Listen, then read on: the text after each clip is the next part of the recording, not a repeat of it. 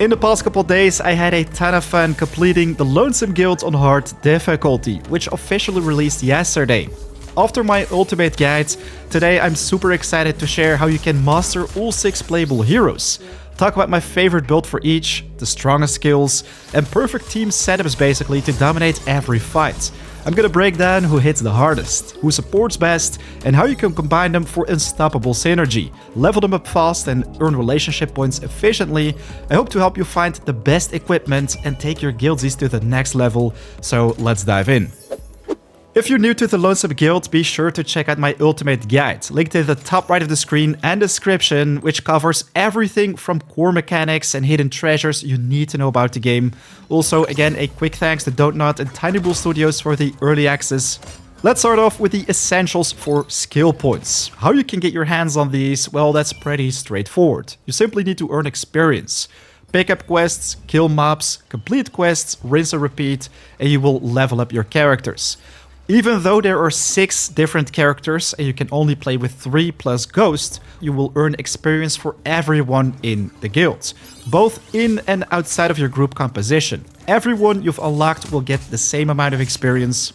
Once you've leveled up a character, you will get this prompt and you simply want to visit your relationship menu.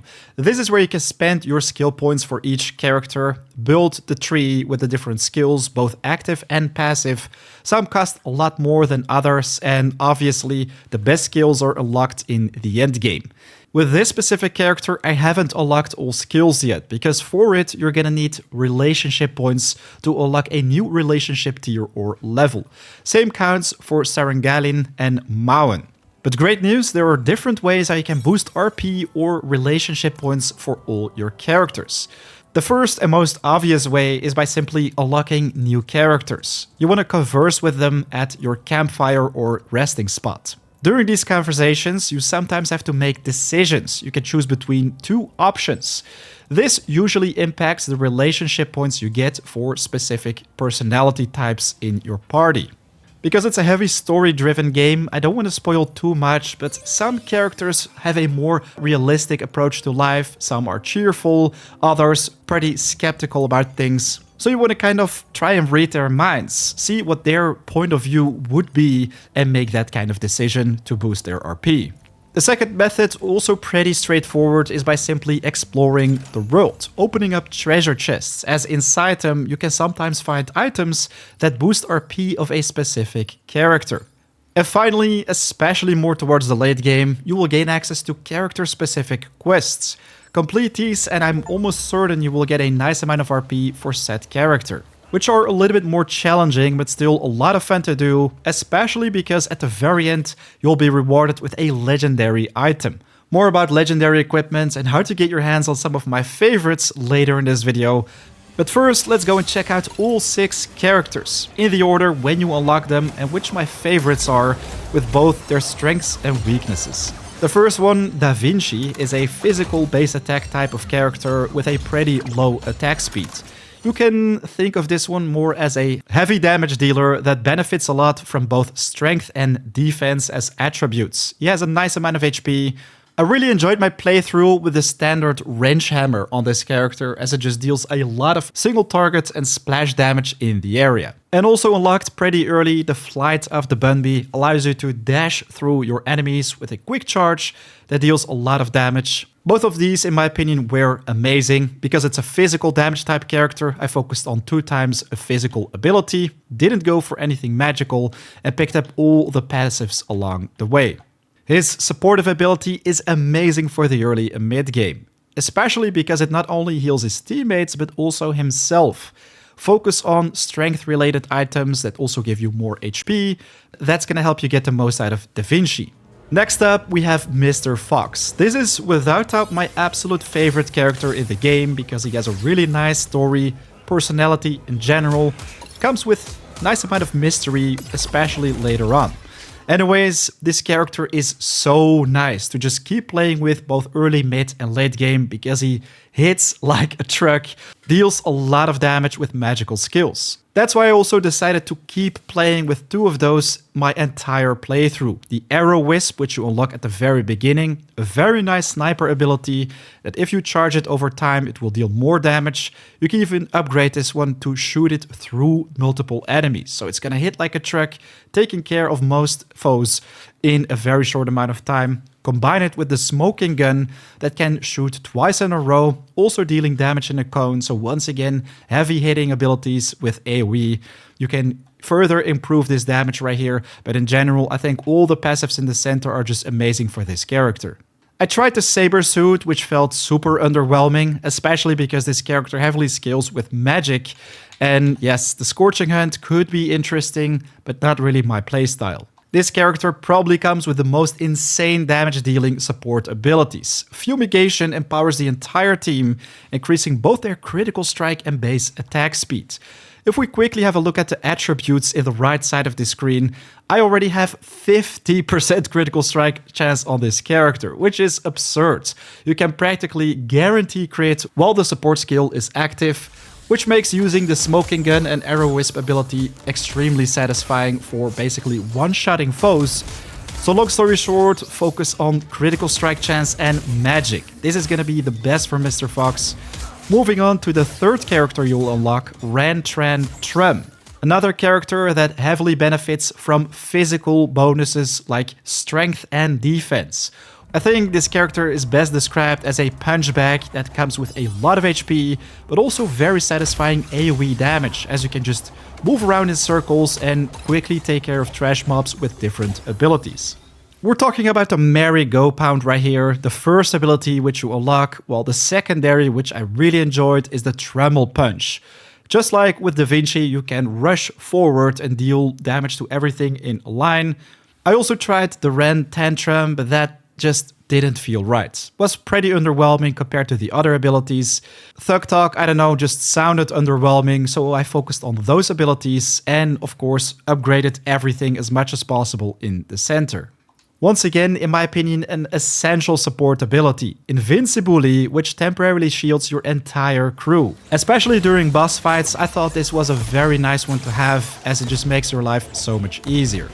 On number 4, we have Mauhen. Once again, a pretty interesting character, as this is the only one with ranged standard attacks, which deal magical damage, while the skills they come with are literally skill shots. That's why I think it's essential to build maximum magic damage on this character, possibly also a little bit of critical strike chance, but that's not necessary, as this is not a primary damage dealer, more like a supportive type of character that can basically heal you and your allies with specific abilities.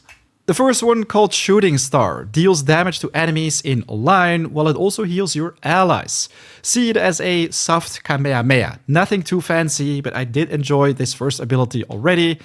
This one though, so much more interesting, the Galaxy in Marble. It shoots a bubble that deals damage based on the distance it travels, so the further away your foes are, the harder they will suffer. Bounstellation sounded like something chaotic, as your characters that you don't control just move all over the field, so you don't really have an idea where they're going, so it's gonna be a difficult one, I think, to land. Then we also have the Wish You Were Here. This one releases a bubble that chases an enemy. I tried both this one and the Galaxy in a Marble. I can definitely tell that this one was a lot more satisfying to land and to deal damage with. Their supportive ability, in my opinion, felt a little bit underwhelming. It weakens enemies and reducing their damage and defenses for a couple seconds. If you're struggling with fights, this is going to be nice, but in general, all the other supports we talked about are going to be much more relevant to solving different problems.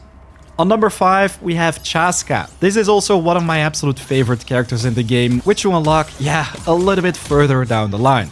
This is a hybrid physical magical type of damage dealer, primarily physical, with a heavy focus on single target damage. As her attack combos are super swift, you can increase her critical strike chance to make them really devastating, especially with certain legendaries, which we're going to talk about later. As you can see, this one also comes with 36% critical strike chance. I recommend you to upgrade that, and of course also some strength and defense, as she's gonna be in the front line all the time. Skill-wise, I instantly fell in love with the Crescent Dance. It's nothing too fancy, but a nice type of Execute ability that allows you to slice your enemies twice, dealing a nice amount of damage. I also tried the Sul Rondo.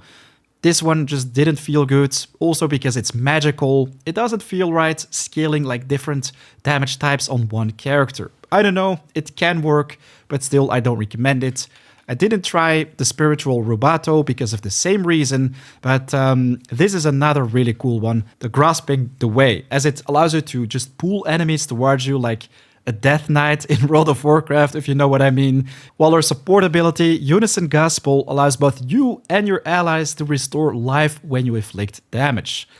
Combine that with Mr. Fox's ability, you will have increased critical strike chance, attack speed, healing over time. Man, I'll talk about my absolute favorite hero composition in a second, and then you're gonna see why this one is unstoppable. Anyways, last but not least, we have Sarangalyn, another pretty interesting character, hybrid type just like Chaska, deals physical damage with basic dagger attacks, while the abilities seem a little bit more magical.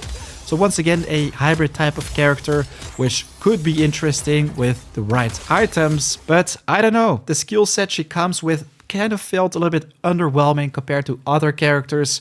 Maybe because I didn't invest enough time in her with combat, but the first one, Witch's Kunai, throws kunai at different enemies, poisoning them. So you basically hit random targets. You can't really focus what you want to take down first. You can go for the Curse of Thutis, cast a spell generating a poison bubble below the target. So a lot of poison stuff right here. The Tempest Dash, damaging all crossed enemies after a delay. I think most people are gonna find the most satisfaction with instant damage, but still, again, super interesting character, I think, if you just invest some time in it. There are actually different items in the game that allow you to poison enemies, legendary specifically, at the start of combat. So if you can then trigger this ability, that's gonna be really interesting. Anyways, her support ability, Granny's Rhyme, is an interesting one, allowing you to temporarily double the skill recharge with basic attacks so you can spam your active skills, but still, I think other support skills are better. I didn't really go over all the items you can equip for each character. In general, just focus on boosting the attributes, which we've covered, but these are some of my absolute favorites. There are a lot of them, and I don't want to spoil things, but one of those, which I think is really nice, is the Champion's Mail. The last base attack of a combo will grant a small amount of shield, which can be interesting for squishy targets, so you can just keep fighting, or tanks to really become unstoppable. Earth-shaking Gauntlet. Every time the last base attack hits an enemy, it causes a damaging explosion. This is what I put on Chaska, because she can finish her attack combo pretty quickly, simply dealing a lot of damage to one or multiple targets in the radius. I remember finding this item in the center of Nunwit, inside a golden or legendary chest, in the Bazaar's belt entrance specifically. I can't recall where exactly the key came from to access this one, but now you have an idea how soon you can unlock it. Then my absolute favorite one, the Blasphemous Amulet. This one allows the owner to always ignore enemy resistances. You'll come across more enemies later on with resistances to either magical or physical damage. With this, whatever damage type your character focuses on, you can ignore those resistances. Especially in Mr. Fox's situation, you can crit him to Valhalla in no time. I was able to locate this treasure in the town of Eunymonia, or City of Rain, where you have to search for a house somewhere in the north of the town.